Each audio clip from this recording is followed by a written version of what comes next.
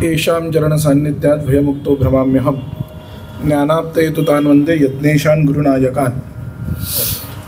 माणिक्यवीणामुपलालयन्तीं मदालसां मञ्जुलवाग्विलासां माहेन्द्रनीलद्युतिकोमलाङ्गीं मातङ्गकन्यां मनसा स्मरामि। चतुर्भुजे चन्द्रकलावतंसे कुचोन्नते कुङ्कुमरागशोणे पुण्ड्रेक्षुपाशाङ्कुशपुष्पबाण हस्ते नमस्ते जगदेकमातः। मातामरगतश्यामा मातङ्गी मदशालिनी कटाक्षे तु कल्याणी कदम्ब वनवासिनी। जय मातंगतनये जय नीलोत्पलद्युते जय संगीत रसिके जय लीला शुकप्रिये।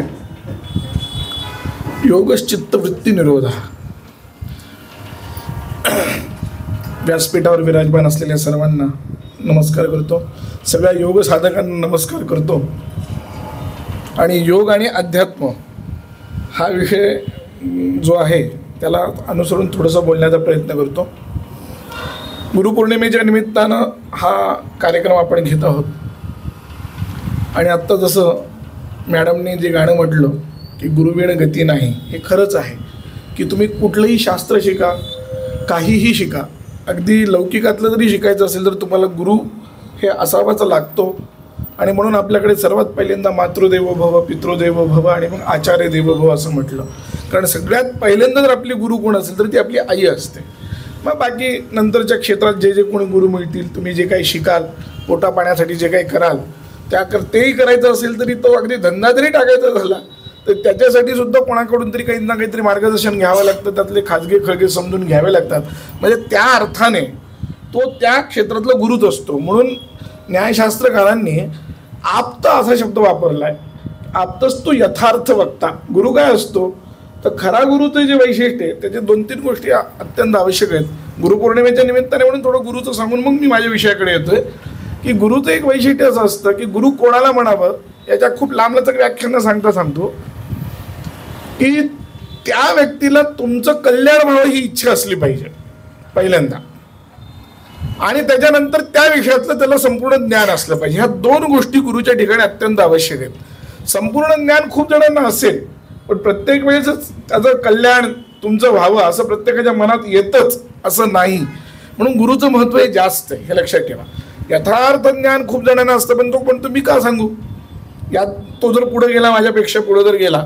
आणि गुरुचं एक वैशिष्ट्य असं असतं की शिष्यात पुत्रात पराजयम, सर्वतो जयमनुम इच्छेत शिष्यात पुत्रात पराजय। गुरु हा एकमेव असा असतो की जो आपल्या शिष्याकडून आपला पराजय व्हावा अशी अपेक्षा ठेवणारा असतो, बाकी कोणीही नसतं, हे लक्षात ठेवा। म्हणून ज्ञानोबा रायांनी सगळ्यामध्ये जिथं त्यांना, म्हणजे तुम्ही तर ज्ञानेश्वरी काढून जर पाहिली, गीता सोडून जेव्हा त्यांना काही लिहायचं आहे, त्यांनी जे काही लिहिलंय म्हणजे 12व्या अध्यायाच्या सुरुवातीला वगैरे, तर गीता सोडून ज्या वेळेस काही लिहायची इच्छा झाली त्यांना त्यावेळेस त्यांनी फक्त गुरुस्तवन लिहिलेलं आहे, बाकी काही लिहिलं नाही। गीता सोडून स्वतःचं काही विवेचन करायचं, स्वतःचं काही सांगायचं, मनातलं काही बोलायचं, तर ते बोलत असताना त्यांनी काय केलं तर फक्त गुरुस्तवन केले। मज हृदयी सद्गुरु जेणे तारिला हा भवसागुरु म्हणून विशेषे अत्यादुरु विवेकावरी, असं 21वी ओवी पहिल्या अध्यायातली सुरुवातीचं जे नमन आहे ज्ञानेश्वरीचं त्यातलं पहिल्यांदा त्यांनी सांगितलं की मज हृदयी सद्गुरु, माझ्या हृदयात काय आहे तर सद्गुरू आहेत, पण बाकी कोणी नाही। का जेणे तारिला हा भवसागुरु, कारण भवसागरातून तरुण जाणं हे स्वतः तरुण जाणं वेगळी गोष्ट आहे, पण मी तरतोय स्वयं तरती अन्यांश्च तारयती, दुसऱ्यांना सुद्धा तरवून नेणं याच्यासाठी एक मानसिकता लागते आणि ती मानसिकता प्रत्येकात असेलच असं नाही। म्हणून गुरुचं हे वैशिष्ट्य आहे। म्हणून को गुरु हु असा शब्द जेव्हा प्रश्न विचारला, शंकराचार्यांचं एक असा श्लोक आहे, प्रश्नरत्न मालिका नावाचं एक स्तोत्र आहे, त्याच्यात त्यांनी एका वाक्यात प्रश्न आणि एका वाक्यात उत्तर असं दिले। त्यांनी विचारलं को गुरु, गुरु कोणाला म्हणावं? शंकराचार्यांनी सांगितलं शिष्य हिताय उद्यत सततम, जो शिष्याच्या हितासाठी नेहमी प्रयत्न करणारा असतो। शिष्याचं कल्याण कशात, हित कशात आहे, शिष्याला काय आवडतं हे महत्वाचं नाहीये, हे लक्षात ठेवा। त्यांनी शिष्याला आवडतं ते देतो असं म्हटलं नाही, शिष्य हिताय, शिष्याचं हित काय, कदाचित शिष्याला ते आवडणार नाही पण त्याचं जर कल्याण त्यात नसेल तर गुरु त्याला त्याच्यापासून दूर करतो, हे लक्षात ठेवा। म्हणून गुरु ब्रह्मा गुरुर्विष्णू गुरुर्देव महेश्वरः गुरु साक्षात परमब्रह्म तस्मै श्री गुरवे नमः असं जे म्हणतो की ब्रह्मा विष्णू महेश्वरांचं कार्य काय, सृष्टी निर्माण करणं, स्थापन करणं आणि लय करणं, ही जी कामं आहेत त्यांची, तीच कामं गुरु आपल्या शिष्याच्या ठिकाणी करत असतात। की असलेल्या गुणांना, जे गुण नाहीत त्यांचं सर्जन करणे हे गुरु ब्रह्माचं काम करतो, म्हणून गुरु ब्रह्मा. असलेल्या गुणांचं पालन करणे म्हणून विष्णू, आणि जे असलेले दोष आहेत त्याचं लय करणे, निरोध करणे म्हणून तो झाला शंकर. म्हणून गुरु ब्रह्मा गुरु विष्णू गुरुर्देव महेश्वर.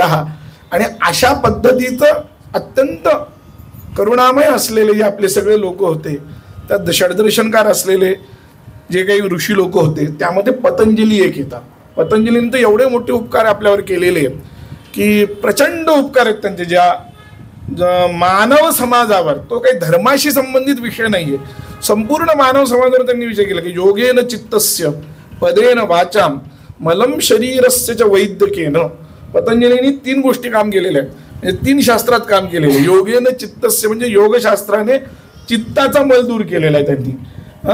योगेन चित्तस्य पदेन वाचाम, पदेन म्हणजे काय, व्याकरण शास्त्राने त्यांनी वाणीचा दोष धारण हे केलेला आहे, दूर केलेला आहे. पाणिनीनं आपल्याकडे जे पाणिनी म्हणजे संस्कृतचं जे व्याकरण आहे, तो व्याकरण करता तो पाणिनी, कदाचित आपल्याला माहीत असेल. पाणिनी जो होता त्यानं जी काही व्याकरणाची सूत्र लिहिली, ऐ ऋण ऋग, ते भगवान शंकरांची तपश्चर्या करून पाणिनीनं ते सूत्र मिळवली. आणि शंकर ज्यावेळेस त्याच्यासमोर प्रगट झाले त्यावेळेस शंकरांनी ते 14 वेळा डमरू वाजवला. आणि तो डमरू वाजवल्यानंतर त्यातून ही सूत्र आली. ते आवाज जो आला त्यातून जी सूत्र आली ती अशी की ऐ उण ऋक ए ओम ऐ औच हय वरट लण यमंगण नम जभय घड दश जब घड दश खफ चटत चटत व कप यश खसर हल. म्हणजे आपली सगळी 12 घडी आहे, काही नाही. हे जे सगळं आहे ना, ही सगळी सूत्र आहेत. या सूत्रातून आलेले 12 खडी, अ पासून आहापर्यंतचे स्वर आणि बाकीचे सगळे व्यंजनं, एकंदरीत 50 वर्णमाला किंवा 52 वर्णमाला, काही जण 50 म्हणतात, काही जण 52 म्हणतात. तर ही जी सगळी वर्णमाला आहे ती या सूत्रातून आली. आणि ह्या वर्णमालेच्या द्वारा पाणिनींनी सूत्रांची रचना केली, व्याकरणाच्या सूत्राची. तर त्या व्याकरणाचं सूत्र शुद्ध करण्यासाठी म्हणून पतंजलीचा अवतार आहे. पतंजली हे नाव सुद्धा का पडलं, एक सहज आता सांगतो या दृष्टीनं की आठवलं म्हणून सांगतोय की पश्चिम बंगालमध्ये एक गौडिका नावाची स्त्री होती आणि तिला मुलगा पाहिजे होता. आपल्याला मुलगा मिळावा म्हणून ती रोज सूर्याला अर्घ्य देत असे. स्नान केलं ती रोज समुद्र स्नान करत असे आणि समुद्र स्नान झालं की सूर्याला अर्घ्य देत असे. तर असं कैक दिवस तिचं ते तप चाललं, 12 वर्ष वगैरे काय चाललं असेल ते. आणि त्या दिवशी एक दिवशी तिच्या हातामध्ये एक सापाचं पिल्लू आलं. ती एकदम घाबरली. तर ते सापाचं पिल्लू जे होतं ते म्हणजे पतंजली आहे. तर ते प्रगट झाले आणि त्यांनी सांगितलं काय काही काळजी करू नको, मी तुझा मुलगा म्हणून जन्माला आलेलो आहे, या रूपानं आले होते. म्हणून ते अयोनिज होते, पतंजली जे होते ते अयोनिज या पद्धतीने एकदम प्रगट झाले. आणि मग त्यांनी त्या ठिकाणी कार्य केलं आणि व्याकरण महाभाष्य लिहिलं. आणि व्याकरण महाभाष्य एकाच वेळेस 1000 तोंड करून त्यांनी विद्यार्थ्यांना व्याकरण महाभाष्य सांगितले, अशी कथा आहे. आणि मग ते झाल्यानंतर व्याकरणाचं काम ज्यावेळेस झालं, त्यांच्या अवताराचं मूळ कार्य अंजलीमध्ये पडले. अंजली म्हणजे ओंजळ, ओंजळीमध्ये पडलं म्हणून त्यांचं नाव पतंजली असं पडलं. अलग लक्षात, पतंजली या नावात त्यांचं त्या अवताराचं रहस्य आहे. आणि मग त्याच्यानंतर त्यांनी तिसरं काम काय केलं असेल तर ते म्हणजे वैद्य, म्हणजे आयुर्वेदामध्ये चरक जे आहेत ते म्हणजे पतंजली. चरक संहिता जी आहे, चरकाचार्य जे नाव आहे हे पतंजलींचंच नाव आहे. हे एक मोठं काम झालं. आणि अजून एक माहीत नाही लोकांना की पतंजलींचं दुसरं एक नाव आहे. हेच पतंजली भगवान शंकराचार्यांच्या अवतारापर्यंत 1000 वर्षापर्यंत समाधी लावून बसले आणि त्यांनी संन्यास घेतला आणि त्यांचं नाव झालं गोविंद भगवतपाद. म्हणजे भगवत पूज्यपाद शंकराचार्यांनी जे अद्वैत दर्शन आपल्या जगाला दिलं, त्यांचे गुरु त्यांना दीक्षा देण्यासाठी थांबलेले हे पतंजली, तेच गोविंद भगवतपाद आहे. म्हणजे एक प्रकारे म्हणजे शंकराचार्यांचे गुरुच, आद्य शंकराचार्यांचे गुरु आहेत पतंजली, हे लक्षात घ्या. म्हणजे हे फार कमी लोकांना माहीत आहे, परंपरेतल्या लोकांनाच फक्त माहीत आहे, बाहेरच्या लोकांना फारसं माहीत नाही. पण ही परंपरा आहे. म्हणून मी मगाशी म्हटलं की पतंजलींचं जगावर प्रचंड उपकार आहेत. अद्वैत वेदांत याच्या इतका योग्य सिद्धांत जगामध्ये नाही, हे लक्षात ठेवा. अद्वैत वेदांताचा जो सिद्धांत आहे त्याच्या इतका योग्य सिद्धांत जगामध्ये नाही. त्याच सिद्धांताची प्रतिष्ठा आज ना उद्या होणार आहे भारतामध्ये, काय सगळ्या जगामध्ये होणार आहे. आणि त्या अद्वैत वेदांताला अनुकूल असं शास्त्राची पहिल्यांदा रचना जर कोणी केली असेल तर ती पतंजलींनी, ती म्हणजे योग. आता योग काय आहे तर पतंजलींनी सांगितलं की योगश्चित्तवृत्ती निरोध. हा योग म्हणजे काय, चित्तवृत्तीचा निरोध. निरोध म्हणजे काय, प्रतिबंध, थांबवणे.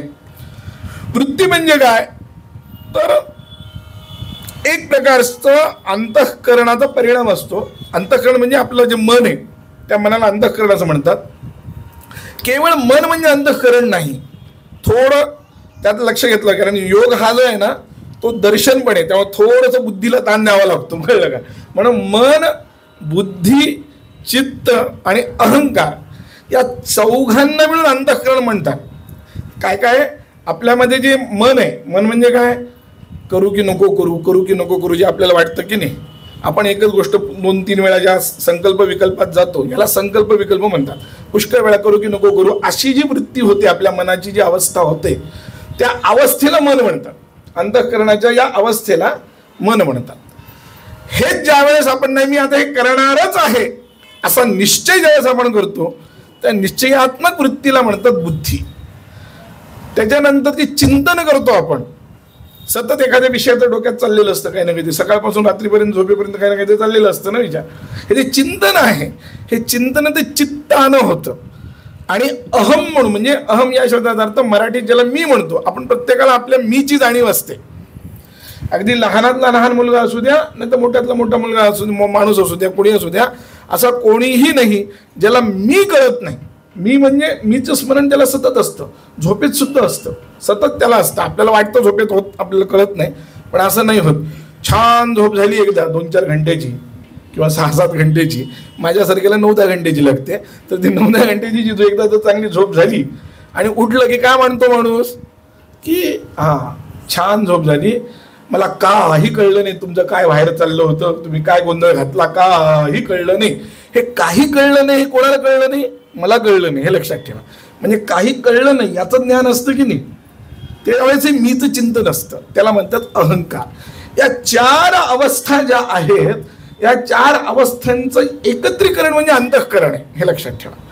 आणि या अंतःकरणाची जी वृत्ती या शब्दाचा अर्थ, अंतःकरण काय होतं की ज्यावेळेस आपण एखादा विषय ऐकतो किंवा पाहतो, म्हणजे काही तुम्ही काही पहा काही ऐका, त्यावेळेस अंतःकरण हे डोळ्याच्या द्वारा बाहेर पडतं आणि त्या जी वस्तू तुम्ही पाहिली त्या वस्तूचा आकार धारण करतं. त्या आकाराला म्हणतात वृत्ती. वृत्ती शब्दाचा हा अर्थ आहे नेमका. आकार म्हणजे संबंध, अंतःकरणाचा जो परिणाम आहे त्या परिणाम होऊन ते आकार तयार होतो. म्हणजे जसं आपण आता मोबाईल पाहिला तर आपली अंतःकरणाची वृत्ती मोबाईलसारखी होती. जसं हल्लीचं विज्ञान सुद्धा म्हणतं ना की समोरच्याचं आपण पाहिलं की आपल्या इथं ते फोटो होतो वगैरे असं म्हणतं ना, रेटिना फोटो काढतो वगैरे. तीच पद्धत साधारणपणे वेदांतांनी वापरली, थोडी किंचित वेगळ्या पद्धतीने, की ते काय करतं की अंतःकरण त्या वस्तूपर्यंत जातं. पण जर तुम्ही डोळ्याने पाहत असाल तर डोळ्यातून जातं, तुम्ही कानानं ऐकत असाल तर कानातून जातं. आणि तिथं जाऊन त्या शब्दाचा आकार म्हणा, त्या वस्तूचा आकार म्हणा, ते धारण करतं. आणि त्याच्यामध्ये ते ज्यावेळेस धारण करतं तेव्हा तिथं चैतन्य प्रतिबिंबित होतं आणि मग आपल्याला ती वस्तू दिसते किंवा तो शब्द कळतो किंवा आपल्याला त्या वस्तूचं ज्ञान होतं. याला म्हणतात चित्तवृत्ती. अलग लक्षात, चित्तवृत्ती. योग पहिलं जे योगच चित्तवृत्ती निरोध हा हे पहिलं सूत्र आहे. यात गंमत काय माहितीये का, गंमत अशी की योग शब्दाचा मूळ जर अर्थ पाहिला, योग शब्द युज धातूपासून तयार झालेला आहे. तुम्ही वाचलंही असेल कदाचित पुस्तकामध्ये, कारण पेपरमध्ये लिहायचं म्हणलं तर हे किमान एवढं तरी वाचावंच लागतं, कळलं का लक्षात, एवढं तर वाचावंच लागतं. तेव्हा युज धातू जो आहे तो संस्कृतमध्ये युज धातू जो आहे तो नवमगणी आहे, युनक्ती अशा रूपांत होतो. तर तो नवमगणी असलेला जो युज धातू आहे त्याचा अर्थ आहे जोडणे. त्याचा अर्थ काय, जोडणे. युज म्हणजे योग, योग या शब्दाचा अर्थ संबंध जोडणे किंवा संबंध असा अर्थ आहे. म्हणजे आयुर्वेदामध्ये सुद्धा योग जो शब्द आहे ना तो 2-3 औषध एकत्र केली की त्याला योग म्हणतात आयुर्वेदामध्ये. म्हणजे काय, जोडणे. पण इथं नेमका उलटा अर्थ आहे. इथं अर्थ कोणता आहे, जोडणे हा अर्थ नाहीये, इथं तोडणे हा अर्थ आहे, लक्षात ठेवा. चित्तवृत्ती निरोध करायचा आहे आपल्याला, चित्तवृत्ती जोडायची नाही आपल्याला. म्हणजे जिथं जाईल तिथं मन जाऊ द्यायचं नाहीये. याचा अर्थ काय, सामान्य शब्दात जर बोलायचं असेल नाही, मला आता मागचा विषय आठवला म्हणून माझं मन, मी आता बसलो पूजेला किंवा जपाला, काय कशाला ध्यानाला कशाला बसलो किंवा अभ्यासाला बसलो, या प्रत्येक ठिकाणी तुम्हाला एकाग्रता आवश्यक आहे. जर तुम्हाला नाही वाटलं नाही माझं मन आता तिकडे गेलं, वडापावच खा वाटलं मला, मग मी वडापाव खायला उठलो, गेलं की नाही अभ्यास, गेलं की नाही पूजा, गेलं की नाही जप, मग आता पुन्हा वडापाव खाल्ल्यानंतर आता वडापाव खाल्ला, मग आता काय जप करावा, जाऊ द्या, मग त्या दिवशी राहून जातं. असं करण्याचा काही अर्थ नाही असंही आपण मानतो. मग लोक वेदांत फार चांगला सांगतात, मनच नाही तर काय करावं असंही म्हणतात लोक, आहे की नाही, असं आहे की नाही, पूजेमध्ये मन लागत नाही आणि मन लागण्याशिवाय काय करावं असंही म्हणतात, आहे की नाही, हे आपण सतत ऐकतो. पण वस्तुस्थिती तुम्हाला मी आता सांगतो, हे चित्तवृत्ती विनिरोध वगैरे हे लांब मोठे शब्द सोडून द्या, कारण मी आता विद्वाने म्हणल्यानंतर मला ते थोडं बोलावंच लागतं, हे लक्षात ठेवा. एवढं मी बोललो, बाकीचं सोडून द्या. आता मी तुम्हाला एक सांगतो, खरोखर सांगा की तुम्ही एखाद्या ध्यानाला बसला, 20 मिनिट एका ठिकाणी डोळे लावून बसते, किती अवघड आहे माहितीये का. 24 तास तुम्हाला काम करायला सांगितलं तर तुम्हाला काही अडचण नाहीये. लहान मुलांना कार्टून बघायला खूप आवडतं की नाही, ते लहान मुलांनाच आवडतं असं नाही, ते वस्तुतः मोठ्या माणसांना आवडतं, पण त्यांच्याजवळ वेळ नसतो म्हणून आहे. नाहीतर टॉम अँड जेरी सारखे जे कार्टून आहे ते परदेशात मोठे लोक सुद्धा पाहतात, हे लक्षात ठेवा. तर ते कार्टून बघायला का आवडतं, कारण याचं कारण असं आहे की तुम्हाला सतत हालचालीची सवय, तुम्हाला काय आहे सतत हालचालीची, ते कार्टून तितक्या वेगाने हालचाल करतं, तुमचं मनही तितक्याच वेगाने हालचाल करतं, म्हणून तुम्हाला ते बरं वाटायला लागतं काय, आणि मग तुम्हाला ते आवडायला लागतं. पण अशी हालचाल उपयोगाची नाही, ही योगशास्त्र सांगतंय, लक्षात ठेवा. अशी जी हालचाल आहे, सतत हालचाल सतत हालचाल सतत हालचाल, मग ती शरीराची असेल मनाची असेल, जरी तुम्ही नुसतं गप्प बसलात, याचा अर्थ तुम्ही इथे गप्प बसलाय माझं ऐकताय कारण बोलायला तुम्हाला चान्स नाही म्हणून तुम्ही गप्प बसले आहात, याचा अर्थ तुम्ही खरंच गप्प बसला आहात का, विचार करा. मी जे प्रश्न विचारतोय त्याचं उत्तर मला सांगा, तुम्ही खरंच गप्प बसलात का नाहीये, तुमचं मन चालूच आहे, काहीतरी विचार करतच आहे. मी जे सांगतोय त्या उदाहरणावर विचार करत असेल किंवा त्याच्यावर अजून काही आठवलं, अरे ते त्यावेळेस ते असं झालं होतं म्हणून ते आठवतं, कधी काय आठवलं, म्हणजे काय झालं की मन हे सतत हालत राहतं. आणि सतत जर हालत राहिलं, जसं ते पाणी असतं की नाही, पाण्यामध्ये जर तुम्ही दगड टाकत राहिलात तर ते तरंग येत राहतात. पण तरंग जर तुम्ही सारखे पाहायला लागला तर तुम्हाला तुमचं प्रतिबिंब त्यात दिसत नाही, हे लक्षात ठेवा. आणि चित्त जे आहे, मन जे आहे, अंतःकरण जे आहे, हे तुमचं प्रतिबिंब तुम्हाला पाहायला सांगतं. अध्यात्म म्हणजे काही नाही दुसरं, लक्षात ठेवा. ते आता अंतःकरण जे आहे त्या अंतःकरणात तुम्हाला तुमचं प्रतिबिंब दिसलं पाहिजे की नाही. ते तर पाणी हललं तर तसं प्रतिबिंब दिसत नाही, आणि ते खूप गढूळ असेल तरी प्रतिबिंब दिसत नाही, लक्षात ठेवा. पाणी हलता कामा नये, म्हणजे पाणी स्थिर झालं पाहिजे पहिल्यांदा, आहे की नाही, आणि पाणी स्वच्छ असलं पाहिजे. ह्या दोन गोष्टीची तिथं आवश्यकता आहे. सूर्याचं जर प्रतिबिंब तुम्हाला पाहायचं असेल, सूर्याचं म्हणा, चंद्राचं म्हणा, कोणा किंवा आपलं स्वतःचं प्रतिबिंब पाहायचंय, मस्तपैकी पाहायचं असेल, तर त्या प्रतिबिंबामध्ये जर तुम्हाला प्रतिबिंब नीट त्या पाण्यामध्ये पाहायचं असेल तर पाणी हललेलं पाणी नीट प्रतिबिंब दिसत नाही, अस्वच्छ पाणी असेल तरी प्रतिबिंब दिसत नाही. याचाच अर्थ असा की चित्तशुद्धी पाहिजे. याचा दुसरा अर्थ काय, वेदांताच्या परिभाषेत जर बोलायचं झालं, योगाच्या परिभाषेत जर बोलायचं झालं तर चित्तशुद्धी पाहिजे. पण योग काय करतं, योग तुमचं हे दोन्ही काम साधून देतं. तुम्हाला तुमचं मन हालू देत नाही किंवा त्यांना हालूच नाही, हेच योगाचं मूळ हे आहे. म्हणजे योग शब्दाचा अर्थच आहे की तुमचं मन हलता कामा नये. योग चित्तवृत्ती निरोध या शब्दाचा अर्थच आहे की तुम्ही एकदा बसलात मन, हा आता सुरुवातीला कधी तुम्ही जर काही अभ्यास नसेल, जसं एखाद्या खोलीमध्ये खूप दिवसाची ती खोली बंद आहे, वर्ष 6 महिन्याची ती खोली बंद आहे, आणि तुम्ही ती खोली काढली तर तिथं धूळ असते, आणि ती तुम्ही एकदम जर साफ करायला लागलात, एकदम जर साफ करायला लागतं काय होतं, धूळ उडते, एकदम कचरा उडतो की नाही, आहे की नाही. हे महाभारताने दिलेलं उदाहरण आहे, माझं उदाहरण नाही आहे, हे लक्षात ठेवा. महाभारताने दिलेलं उदाहरण आहे, एकदम कचरा होता.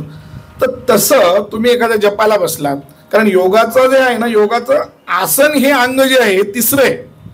त्याच्या आधी यम आणि नियम आहे, आणि नियमामध्ये काही नाही आहे, पूजा अर्चाच आहे. तुम्हाला मी सांगतो, त्यांनी जे सांगितलंय ना पतंजलीनं, त्याच्यात त्यांनी ईश्वरा बुद्धी सांगितली, तत् जपा हा तदर्थ भावनम हे पण सांगितले त्यांनी. त्याचा जप केला पाहिजे, नुसता जप करता कामा नये. तर जप तुम्ही जो करताय त्या जपाच्या मंत्राचा मंत्र जो आहे त्याच्या अर्थाची अनुसंधान तुम्ही केलं पाहिजे, त्याची भावना तुम्ही तुमच्या मनामध्ये तयार झाली पाहिजे. कारण काय असतं, कधी कधी प्रत्यक्ष वस्तू नसली तरी भावनेनं ती वस्तू तिथं उत्पन्न होते. संस्कृतमध्ये एक उदाहरण असं आहे की अत्यंत थंड प्रदेशात गेलेल्या माणसाला सुद्धा जर त्यानं अग्नीची जर भावना केली, अगदी हिमालयात जाऊन बसला, खूप थंडी व्हायला लागली, आता त्याला शेकोटी पाहिजे आणि तिथे शेकोटीला त्याच्याजवळ काही वस्तू नाही, तर संस्कृतमध्ये असं सांगतात किंवा शास्त्रांनी पण असं सांगितलं की जर तुम्ही अत्यंत तीव्र भावना केली तर आपोआप तुमच्या शरीरात अग्नी तयार होतो. ज्ञानेश्वरांनी जे पाठीवर मांडे भाजले म्हणून जे उदाहरण आहे ते ह्याचंच उदाहरण आहे. तीव्र भावना जर ज्यावेळेस होते तेव्हाच ते अग्नी त्या ठिकाणी, अग्नी काय होतो तो तिथं प्रगट होतो. ज्ञानेश्वरांनी तो अग्नी नंतर प्रच्छर्दन केला, योगाच्या परिभाषेमध्ये तो बाहेर टाकला, तो पाठीवर टाकला, म्हणून मग मांडे शिजले असं आहे. ते असू दे, आपल्याला त्या तिथपर्यंत जायची गरज नाही. आपल्याला मला काय सांगायचं ते लक्षात घ्या. अत्यंत तीव्र भावना आपली व्हायला पाहिजे. तीव्र भावना असली की वस्तू नसली तरी त्या वस्तूचा साक्षात्कार होतो, ती वस्तू आपल्याला कळते. याचं असे अनेक उदाहरणं आहेत. तर योगाला तिथपर्यंत तुम्हाला न्यायचंय. योग काय करतो आणि हे केव्हा होऊ शकतं, मन पूर्णपणे एकाग्र झालं तर. पहिल्या दिवशी होईल का, तर पहिल्या दिवशी होणार नाही. त्याच्यासाठी मी हे तुम्हाला एक उदाहरण दिले, कोणतं, याचं. मग म्हणून काय, आम्ही ज्यावेळेस काही शिकत होतो त्यात आम्हाला साधारणपणे 1000 गायत्री जप करायला सांगायचे. रोज 1200 गायत्री जप व्हायला पाहिजे. आता सुरुवातीला उत्साह असतो तो 4-8 दिवस टिकतो. मुलांचा उत्साह किती दिवस टिकणार, 4-8 दिवस टिकतो. 4-8 दिवसानंतर मग हळूहळू कोणी सोडतं, कोणी धरतं, कोणी एकच माळ करतो, कोणी 2 माळ करतं. असं एकदा 1 महिनाभरात म्हणजे साधारणपणे सगळ्यांचा जप बंद पडतो. असं ते एकदा 2-3 झालं. आम्ही बोललो, गुरुजींनी आम्हाला एकदा विचारलं, काय रे म्हणले, तुम्ही जप तुम्हाला सांगितलं होतं करताय का? कोणीच करत नव्हतं, सगळेच गप्प बसले. मग कोणी सांगितलं, म्हणले जप आम्ही करत होतो पण आमचं मन लागत नव्हतं. आणि मी मगाशीच सांगितलं की वेदांताचा वापर कसाही करता येतो. तेव्हा काही लोक काय म्हणतात, मन नाही लागलं तर काय करायचं.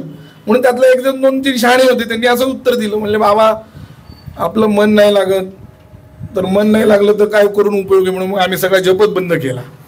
त्यावेळेस गुरुजींनी आम्हाला सांगितलं की असं नाही आहे, मन लागत नाही यासाठी तुम्हाला सतत अभ्यास करावा लागतो. उपासना काय करते, तर तुम्हाला पहिल्या दिवशी साक्षात्कार करते की तू कुठे आहेस हे तुम्हाला सांगते. ती तुला अजून खूप चिंतन करावं लागणार आहे हे सांगते. आणि म्हणून पहिल्या दिवशी तुमचं मन लागत नाही. तुम्हाला तेच तुम्ही जर नाटकाला बसला, सिनेमाला बसला, मी मगाशी सांगितलं तसं लहान मुलगा कार्टून वगैरे पाहायला पाहिजे, तर त्याला ती अडचण येतच नाही. मन लागत नाही हा विषयच त्याच्यासमोर येत नाही. त्या माणसासमोर येतो का विषय, येतच नाही. हा विषय काय येत नाही याचं कारण ते आहे की त्याला ती आवड आहे. तुम्ही त्याला जी आवड आहे ती तुम्ही त्याला देताय म्हणून त्याला तो विषय येत नाही. आज मनाला ती आवडच नाही ना, आपल्या मनाला त्या गोष्टीची आवडच नाही, एका ठिकाणी बसायची आवडच नाही, शांत बसायची आवडच नाही आपल्या मनाला. ती आवड निर्माण करणं हे योगाचं काम आहे, हे लक्षात ठेवा. अध्यात्मामध्ये समाधीपर्यंत जायचंय. समाधी जो आहे तो समाधी शब्द जो आहे तो निर्विकल्प समाधी हा योगाचं अंतिम ध्येय.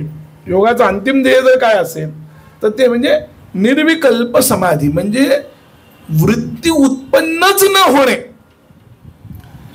सुरुवात कुठून गेली त्यांनी, उत्पन्न झालेल्या वृत्तीला थांबवणे, इथून वृत्ती उत्पन्नच न होणे इथपर्यंत त्यांना प्रवास करायचा आहे. योगाला जो प्रवास करायचा आहे तो असा आहे. योग चित्तवृत्ती निरोध हे पहिलं सूत्र आहे. चित्तवृत्ती निरोध होऊन पुढे हळूहळू हळूहळू हळू अशी एक मनाची अवस्था येते की तिथं वृत्ती उत्पन्न होत नाही, विचार येत नाहीत. अशी अवस्था येणं याला निर्विकल्प समाधी असं म्हटलं. त्या निर्विकल्प समाधीचं एक अंग सविकल्प समाधी आहे. आलं का लक्षात? मग ते यम, नियम, आसन, प्रत्याहार, धारणा, ध्यान आणि समाधी या सूत्रातलं जे समाधी शब्द आहे तो सविकल्प समाधीचा वाचक आहे.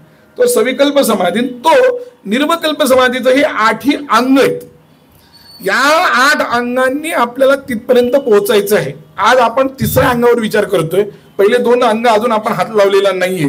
पण आपल्याला काय करायचं आहे, योगाचं जर आपण साधक म्हणून घेत आहोत आणि योगानं जर आपल्याला जर काही मिळवायचं असेल, कारण काय आहे की आपण एखादी काही गोष्ट पकडली, ते कुठलंही शास्त्र असू द्या, भारतात निर्माण होणारं कोणतंही शास्त्र असू द्या, जे भारतीय परंपरेतून भारतीय दृष्टीतून उत्पन्न झालेलं जे शास्त्र आहे त्या शास्त्राचा एकमेव उद्देश मनुष्याला सर्व सुख प्राप्त झालं पाहिजे.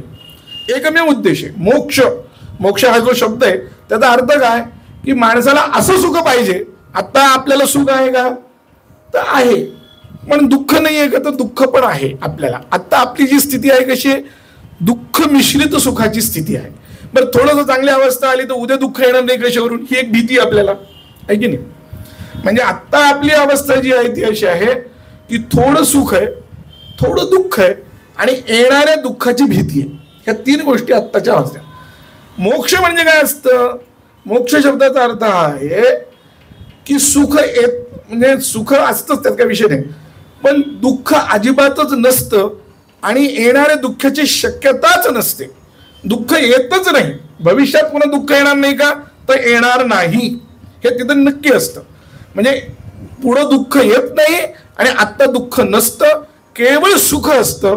त्याला आपल्या दर्शनकारांनी मोक्ष असं म्हटलंय.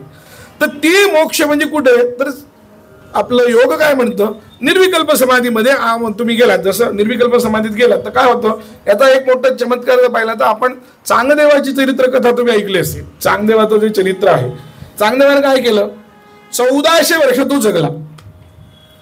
काही लोकांना हे कसं शक्य असं वाटतं, पण हे अशक्य काही नाही. योगानं हे सगळं सिद्ध करता येतं. अशक्य काहीही नाही, हे लक्षात ठेवा. कारण आपण काय करतो, आपण आपल्या फक्त आपल्याला जेवढं कळतं त्याच्यावर आपल्या उड्या असतात. आपल्या विचाराच्या सगळ्या उड्या कुठपर्यंत असतात, आपण जेवढं थोडंफार वाचलेलं आहे आणि थोडंफार काही जे कळलंय त्याच्यावर आपण बोलतो. पण आपल्या बुद्धीच्या पलीकडे खूप काही गोष्टी योगामध्ये ह्या आहेत, यात काही संशयच नाही. तर चांगदेव काय करायचा, तो फार भारी काम करायचा. ज्या ज्या वेळेस यम यायचा त्याला घेऊन जायला, त्या त्यावेळेस तो समाधी अवस्थेत जाऊन बसायचा. समाधी अवस्थेत जातं म्हणजे काय होतं माहितीये का, चैतन्याचा, आपल्या शरीराचे चैतन्य जीव, त्याचा आणि या शरीराचा संबंध राहत नाही. अंतःकरणाचाही संबंध राहत नाही. ते पूर्णपणे ब्रह्मामध्ये लीन होतं. आणि ब्रह्मामध्ये लीन झालं म्हणजे कसं, तसं एक वाटीभर दूध आहे आणि एक मोठ्या पातेल्यात दूध आहे. ते वाटीतलं दूध त्या पातेल्यात टाकलं, आता पण या वाटीतलं दूध काढून दे असं जर कोणी मागे लागलं तर काढून देता येईल का. याच वाटीतलं पाहिजे मला, दुसऱ्या वाटीतलं नकोय, दुसरं दूध नकोय, काढता येईल का. तसं असतं ते चैतन्यात एकदा विरण गेलं की त्या वाटीतलं दूध जसं काढता येत नाही तसं यमाला काही तिथं पाश टाकता येत नाही. अशा पद्धतीनं त्यानं 1400 वर्ष तो जगला. फक्त त्याची अवस्था काय होती की फक्त की त्या निर्विकल्प समाधीतून खाली उतरलं की त्याला दुःखाची जाणीव व्हायची आणि ती त्याची अपूर्णता होती. ती अपूर्णता ज्ञानोबारायांनी आपल्या वेदांताच्या उपदेशानं पूर्ण केली. तर योग जो आहे हा वेदांताशी निगडीत ज्यावेळेस होतो त्यावेळेस तो पूर्ण होतो, हे लक्षात ठेवा. योगाचं जे वैशिष्ट्य आहे तो वेदांताशी निगडीत झाला. अध्यात्म म्हणजे काय, वेदांत, हे लक्षात ठेवा. म्हणून योग आणि अध्यात्माचा तुम्ही जो विषय दिलाय त्याला धरून मी आता बोलतोय. योग जो आहे हा पूर्ण केव्हा होतो तर तो निर्विकल्प. कारण योगानं स्पष्ट सांगितलंय, योगात त्या समाधी पादात किंवा अन्यत्र ज्या सिद्धींचं वगैरे वर्णन केलंय ते खरोखर तशा सिद्धी प्राप्त होतात. कारण विवेकानंदांना वगैरे या सिद्धी प्राप्त होत्या. विवेकानंदांचं एक वैशिष्ट्य असं होतं की विवेकानंद काय, अलीकडल्या काळातले गुलाबराव महाराज काय, हे जर तुम्ही पाहिलं तर एकदा गुलाबराव महाराज एका लायब्ररीमध्ये गेले.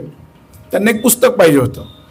ते पुस्तक त्यांनी घेतलं, मला वाटतं ते प्लेटोचं पुस्तक होतं आणि ते पुस्तक त्यांनी घेतलं. आता गुलाबराव महाराज ठार आंधळे होते, दोन्ही डोळ्यांना आंधळे होते गुलाबराव महाराज, प्रज्ञाचक्षु त्यांना म्हणत असत.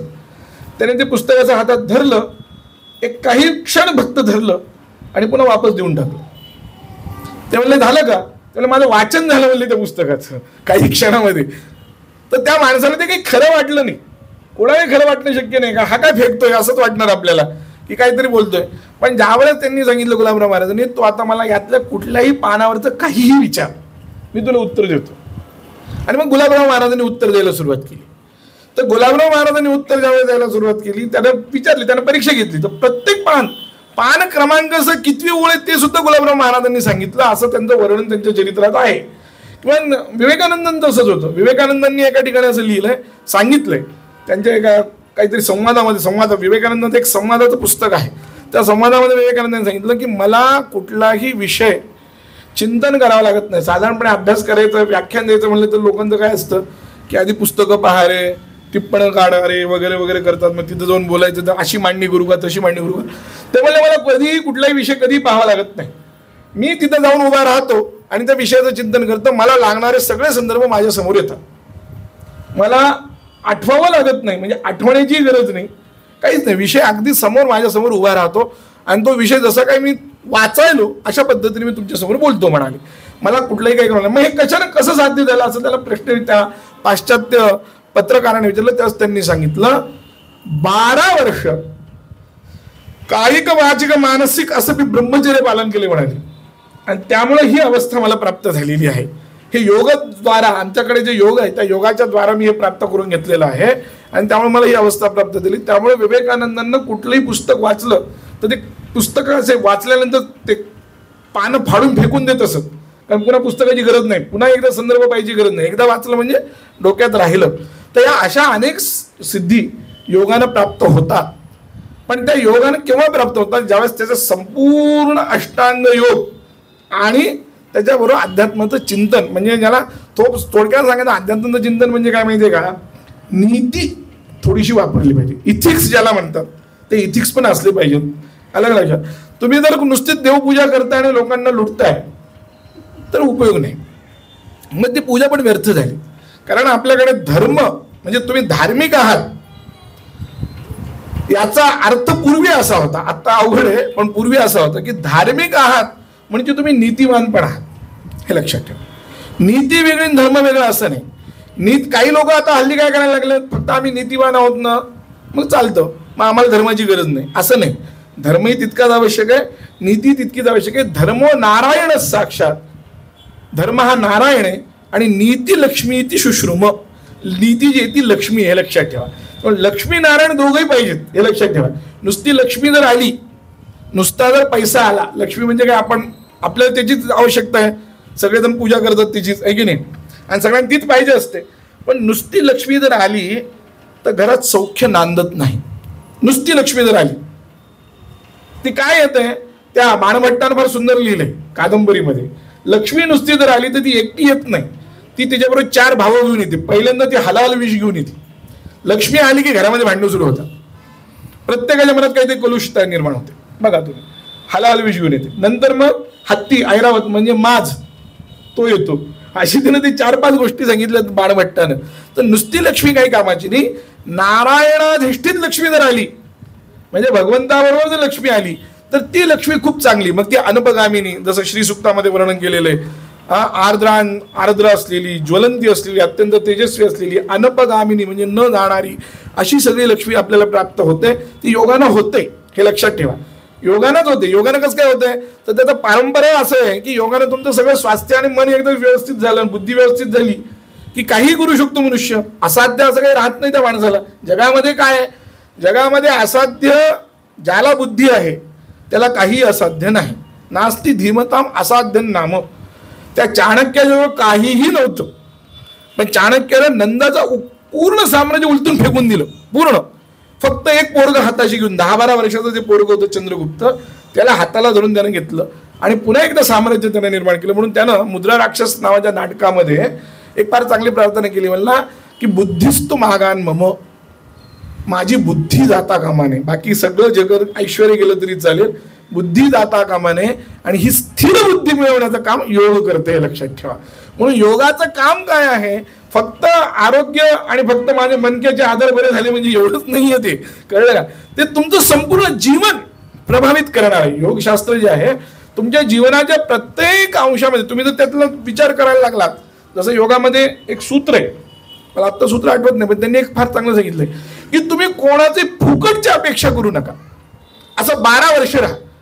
आपल्याला काय होतं की कुठे गेलं की फुकटची फार अपेक्षा असते. यानं फुकट दिलं पाहिजे, त्यानं फुकट दिलं पाहिजे, त्यानं दिलं पाहिजे, आहेराची फार अपेक्षा असते ना आपल्याला. मग ते आहेरावर आपलं सगळं चालतं, आहे की नाही. ते आहेर बंद करा आधी, हे लक्षात ठेवा. त्याचं तात्पर्य काय आहे की आहेर जे आहे, आहेराची अपेक्षा करू नका. कुठलंही कोणीही काही जरी दिलं तरी घेऊ नका, काही घेऊ नका. असं 12 वर्ष तुम्ही करा, आपोआप जगातल्या सगळ्या वस्तू तुमच्यापर्यंत येतात, तुम्ही प्रयत्न न करता. असं योगसूत्र आहे, तुम्ही योगसूत्र काढून पहा. योगाचं 3ऱ्या पादामध्ये ती सूत्र आहे, ती सिद्धी आपोआप येऊन देते तुम्हाला. त्यांनी सांगितलं 12 वर्ष या पद्धतीने. म्हणजे बघा योग काय आहे, किती साधं सांगितलं की कोणालाही काही मागायचं नाही. सत्य, अहिंसा, अस्तेय, ब्रह्मचर्य आणि अपरिग्रह. अपरिग्रह शब्दाचा अर्थ काय माहितीये का? ते स्त्रियांसाठी फार आवश्यक आहे. अपरिग्रह काय ते? परिग्रह म्हणजे जमा करणे, अपरिग्रह म्हणजे जमा न करणे. हे लक्षात ठेवा. जमा न करण्याची प्रवृत्ती पाहिजे आपल्यामध्ये. म्हणजे कळलं का? योग जो आहे तो योग काय करतो? त्या सुधामूर्ती होत्या ना, सुधामूर्ती आहेत ना, त्यांनी फार चांगलं सांगितलं. त्या म्हणाल्या मी काशीला गेले, तर काशीला गेल्यानंतर काही लोक सोडतात ना, काही ना काहीतरी सोडत राहतात की नाही. तर त्यांनी फार सुंदर सांगितलं. ते म्हणलं की मी तिथे गेल्यानंतर एक फार सोडलं, साडी घेणं सोडून दिलं. म्हणजे मी अलग अलग अपरिग्रहाची इथून सुरुवात करा तुम्ही. अलग लक्षात. म्हणजे काय होईल की योग हळूहळू ब्राह्मेल का तो हे अहिंसा, सत्य, अस्तेय, अपरिग्रह. अहिंसा म्हणजे काय? अहिंसा सन्निधो तत्सन्निधो वैरत्यागा. मानसिकरित्या सुद्धा कोणाबद्दलही मनामध्ये वाईट विचार न येणं, त्याची हिंसा न करणं. समोर बोलता येत नाही म्हणून मनामध्ये शिव्या देणं ही हिंसाच आहे. हे लक्षात ठेवा. ठीक आहे, मर्यादा असतात, काही वेळा बोलता येत नाही, काय करावं. मग आपण काय करतो? मनातल्या मनात कुरतडतो, मनातल्या मनात शिव्या देतो, आहे की नाही? तर ही अहिंसा, ही हिंसाच आहे. ते काय म्हणतात की अहिंसायाम सन्निध सत्याम प्रतिष्ठायाम सिद्ध तत्सन्निधो वैरत्याग. अहिंसा एकदा सिद्ध झाली की निसर्गतः जे शत्रू आहेत ते जर तुमच्या सान्निध्यात आले, म्हणजे साप बेडूक, गाय वाघ हे जर तुमच्या सान्निध्यात आले तर ते सुद्धा वैर विसरतात. म्हणून तुम्हाला ऋषीमुनींच्या आश्रमांची जर आठवण येत असेल तर तुमच्या लक्षात येईल, ऋषीमुनींच्या आश्रमामध्ये एकीकडे वाघ खेळायची, एकीकडे मृगही खेळायचे. तुम्ही जर शाकुंतल नाटक वाचलं असेल त्याच्या पहिल्या अंकामध्ये ते आहे की हा जो मृग आहे तो कसा छान आहे वगैरे वगैरे. त्याच्यात फार सुंदर वर्णन शाकुंतल नाटकात केले. ऋषींचा आश्रम कालिदासाने केलेला आहे. तर सांगण्याचं तात्पर्य काय की योग जो आहे हा एका एक तासापुरता करण्याचा विषय नाही. त्याचं एक हे फक्त काय म्हणतात त्याला एक वरचं स्वरूप आहे, कर्मकांडाचं स्वरूप आहे. पण योग हा मुळात चित्तवृत्तीत भिनला पाहिजे. आणि तो चित्तवृत्ती तेव्हा जसा भिनेल. पहिल्या दिवशी भिन्नांना हे साहजिकच आहे, शक्यही नसतं कोणाच्या पहिल्या दिवशी भिन्न. त्याच्यासाठी तयारी करावी लागते, आयुष्य पण घालावं लागतं. पण आपल्या मनामध्ये हे असलं पाहिजे की मला तिथपर्यंत जायचंय. सर्वात मोठं योगशास्त्र कोणतं आहे? भगवद्गीता आहे सर्वात मोठं योगशास्त्र. कारण भगवद्गीतेच्या प्रत्येक अध्यायाला योग नाव आहे. त्यांनी काय सांगितलं? मन्मना भव मद्भक्तो मद्याजी मान नमस्करो. हे त्यांनी सांगितलं की तुम्हाला कुठपर्यंत जायचं आहे तर इथपर्यंत जायचं आहे. सुरुवात कुठे आहे? सुरुवात मी काय करू अशी आहे. आणि काय करायचं याचं उत्तर भगवंतांनी काय दिलंय? तर मन्मना भव मद्भक्तो मद्याजी माम नमस्करो. तू माझं पूर्ण मन मला अर्पण कर, मलाच नमस्कार कर, माझी भक्ती कर, हे त्यांनी सांगितलेलं आहे. हेच योगाच्या बाबतीत बोलायचं झालं तर चित्तवृत्तीचा निरोध करायचा आणि सगळीकडे इथिक्स म्हणजे सत्य, अहिंसा, अस्तेय यांचं सगळीकडे हे केलं पाहिजे. सत्य, खरं बोलणं.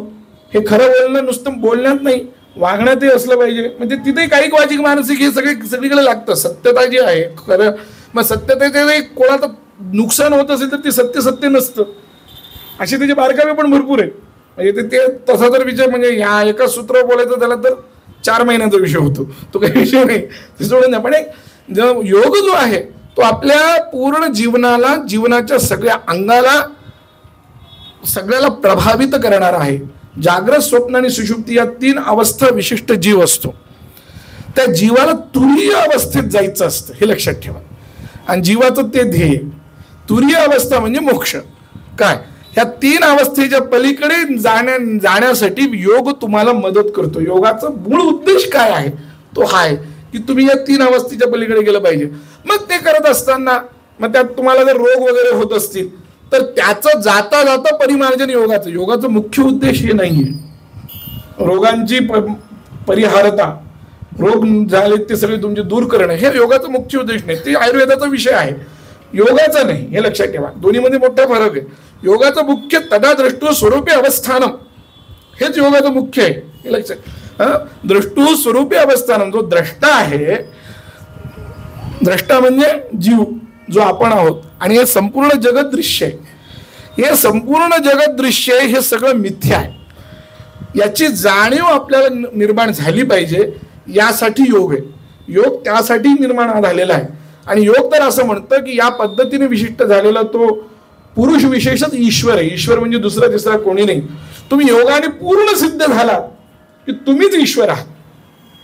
ईश्वर कुठं वैकुंठात बसला असं योग म्हणत नाही, कैलासात बसला असं योग म्हणत नाही. तो त्याला सुद्धा योग विशेषच पुरुष म्हणतो. तो त्यांनी सुद्धा विष्णूला एवढं ऐश्वर्य का प्राप्त झालं वैकुंठात बसलेल्या, तर त्यांचं म्हणणं की योगामुळेच प्राप्त झालं. शंकरही म्हणजे ऐश्वर्य प्राप्त झालं ते योगामुळे झालं. तर तशा पद्धतीने तुम्ही गेलात की तुम्ही पण ईश्वर होता. योगामध्ये नित्य ईश्वर असं कोणी नाहीये. तो काय क्लेश अपरामृष्ट, हा या सगळ्या शरीरांनी अपरामृष्ट असलेला जो पुरुष विशेष तोच ईश्वर आहे असं योगाचं म्हणणे. म्हणजे याचा अर्थ नर करणी करे सो नरका नारायण, म्हणजे म्हणून नराचा नारायण करणं हे योगाचं ध्येय आहे. योगशास्त्र का सुरू झालं, कशासाठी पतंजलीने एवढा प्रयत्न केला, त्याचे जे सूत्र लिहिले ते का लिहिले, त्याच्यातलं मूळ कारण हे आहे की त्याला माणसाला नारायण करायचं आहे, नराला नारायण करायचं आहे, माणसाला सर्व दुःख मुक्त करायचं आहे. आणि मग हे सर्व दुःख मुक्त करण्यासाठी त्याने योग सांगितलेला आहे. आणि म्हणून योग हा आपल्या संपूर्ण जीवनावर प्रभावित करणारा आहे. आणि ते जर आपण करायला गेलो तर अध्यात्म वेगळं काही राहत नाही. हळद कुंकू व्हायला म्हणजे अध्यात्म असतं असं नाही, हे लक्षात ठेवा. तेच करत राहिलो, त्याचंच आपण हे करत गेलो, चिंतन करत गेलो, कारण ज्ञानाशिवाय मुक्ती नाही. ज्ञान हेच याचं सगळ्याचं हे आहे. त्यामुळे हे योगानं प्राप्त करणं हेच पूर्ण भारतीय जीवनाचं. म्हणून शंकराचार्यांच्या नंतर अद्वैत वेदांताला अनुकूल जेवढी शास्त्री तेवढी टिकले, बाकीचे शास्त्र टिकले नाही. म्हणजे योगाच्या पाठीमागे म्हणजे सांख्य दर्शन आहे. सांख्य आणि योग अशी जोडी आपल्याकडे मूळ, पण सांख्यांचा आज तेवढा प्रचार नाही राहिला जेवढा योगाचा प्रचार आहे. कारण योग हा अनुकूल आहे वेदांताला. आणि मी मगाशी म्हणल्याप्रमाणे वेदांताची त्यांना हात मिसळला की तो योग पूर्ण होतो. तर ते योगाचं ध्येय ते आपल्या सर्वांना प्राप्त व्हावं. हे तर आपल्या जीवनातले हे छोटे छोटे दुःख तरी काय, याला आम्ही काय म्हणतात, अगदी पल्लव अज्ञान असा आमचा शब्द प्रयोग आहे. पल्लव अज्ञान म्हणजे डबकं असतं की नाही, थोडं छोटं डबकं, ते काही महत्वाचं नाही. मुख्य भवसागर आपल्याला तरुण जायचं हे लक्षात ठेवा. हा सगळा सागर तरुण जाण्यासाठी आपल्याला योगाचं हे करायचं. आपण आज या निमित्तानं ठीक आहे, दुःखाच्या निमित्तानं आपण योगाकडे आलो आहोत, शारीरिक दुःखाच्या निमित्तानं आलो पण ठीक आहे, पण शारीरिक पासून मानसिक पर्यंत आणि मानसिक पासून बौद्धिकतेपर्यंत आणि नंतर आत्मिक विकासापर्यंत आपण जर गेलो तर मला वाटतं या सगळ्या योगाचं जे काही आपण सुरुवात केली आहे, जे सेंटर जे आपण निर्माण केलेले आहे, त्या निर्माण करण्याचा जे मूळ उद्देश आहे तो सफल होईल असं मला वाटतं. तो सफल व्हावा एवढीच सद्गुरूंच्या चरणी, कारण गुरुपौर्णिमेच्या निमित्तानं आहे. आणि मला इथं पहिल्यांदा मी पतंजलींची प्रतिमा पाहिली, अन्यत्र कुठं फारशी प्रतिमा पतंजलींची पाहत नाहीये, ती ठेवली त्याबद्दल तुमचं सगळ्यांचं अभिनंदन करतो आणि पतंजलींच्या चरणीच हे व्याख्यान समर्पित करून वाणीला पूर्ण करतो.